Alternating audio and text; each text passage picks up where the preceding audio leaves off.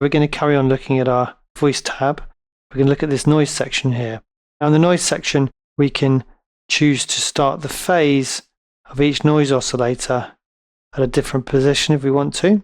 It's a little bit hard to hear this a lot of the time. I think just because of the nature of the noise sound, it's a little bit more random at the phase anyway. But let's try restarting them at the same point every time.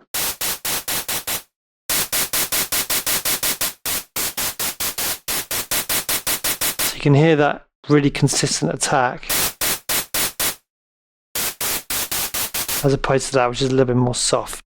Okay, so that takes us on to our unison mode here. Now let me just go back to our initialized patch. I'll switch this on. And this allows you to fatten up your sound by adding extra voices. And if we kind of tune these voices slightly differently, then we create a thickened chorus style effect.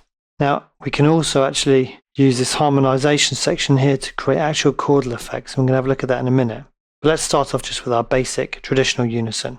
Now this fader here is for detuning our voices, the number of which can be determined with this area here. So we can have up to 6 voices. And the spread control, as I said, can detune them. Now the slider here where we can actually spread the voices and detune them can be set to be wide. And this is something we had the ability to do in Massive 1. You can actually do it in semitones. You can almost create that kind of effect that you'd get the cinema to show off the sound system.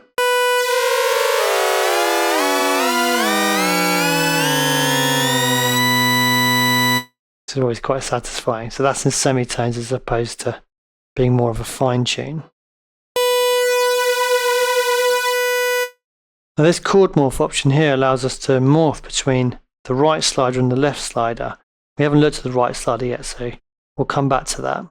And the scale mode also is influenced by the harmonization section. So let's look at that first. Now this allows you to build harmonization or harmonies and also perform with specific scales. So the harmonization has 2 essential modes. It has a chordal mode and it has a scale mode. Now in the harmony mode here, this fader is going to determine the key that we're going to work with. So in this case it's going to be G sharp Ionian. And in chord mode, this fader is going to move between variations of chords, the root of which is determined by the MIDI keyboard.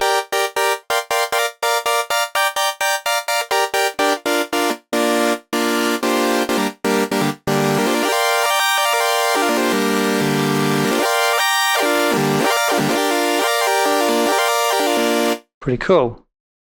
And from this option as well, we can change the chord detune, which is going to slightly detune the chord to create a kind of chorusy sound.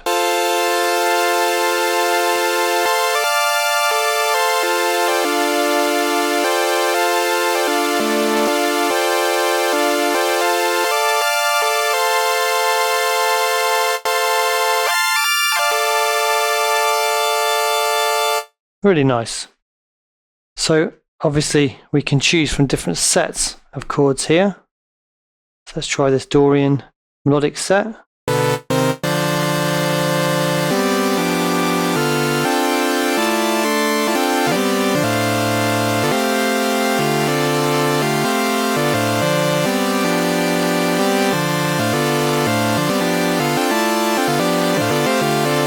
And obviously we can morph between these using modulation, and we're going to look at that a little bit later. Okay, let's have a look at the harmonization modes. Now the harmonization modes allow you to re-pitch notes from your MIDI keyboard to make sure they fit within a certain scale. Let's choose one.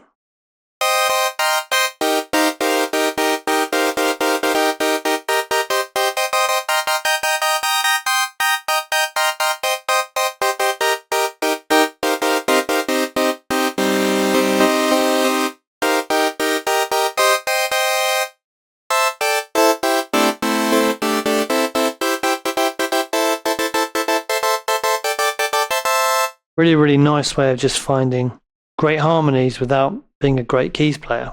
Now I can do this in different ways. We have these CZ or catch zone options. We have these transition options here TC, and we also have variation options. Now the catch zone options, that corrects notes when a note is not in a specified scale, so they'll be transposed up or down to fit the scale. The variation mode is going to rearrange the chord structure so that it fits, and the transition is designed to allow you to create transitional chords. Okay, let's choose one from here. Now from here we can actually choose the root note of the scale.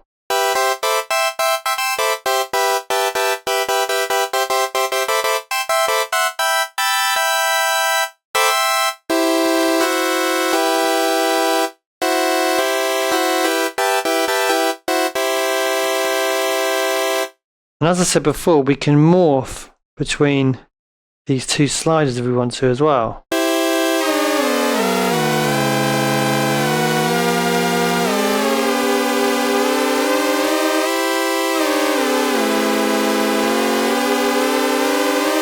Let's put this back to spread.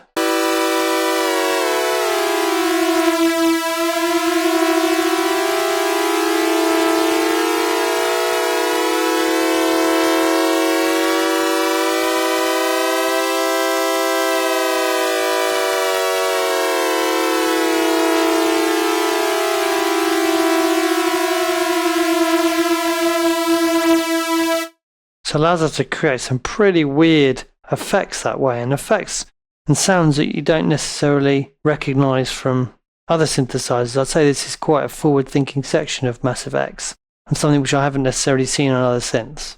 And that is our unison area, our chord and harmonization modes.